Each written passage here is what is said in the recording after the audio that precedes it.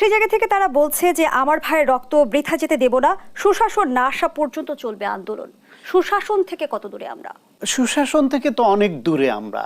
সুশাসন থেকে দূরে 16 বছরে যে মায়ের কোল খালি হয়েছে, তার সন্তানটিকে গুম করে ফেলা হয়েছে, সে বেঁচে আছে না তাকে মেরে ফেলা হয়েছে জানে না। মেরে ফেললেও তো তার একটা মৃত্যু দিবস থাকে, তার জন্য দোয়া করতে পারে, তার কবরটা জিয়ারত করতে পারবে। সে মা বাবা স্বজনরা সে অধিকারটুকুও পায় নাই। ওই ফ্যামিলিগুলো এর বিচার কবে পাবে?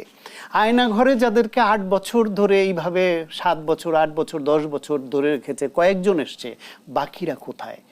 যদি তাদের মেরে ফেলা হয় তাহলে সেটা স্বীকার করুক এবং বলুক ওই জায়গায় মেরেছি, ওই জায়গায় লাশ গণকবর দিয়েছি, বা ওই জায়গায় তাদেরকে ফেলে এসছি, বা আসলে মারা গেছে।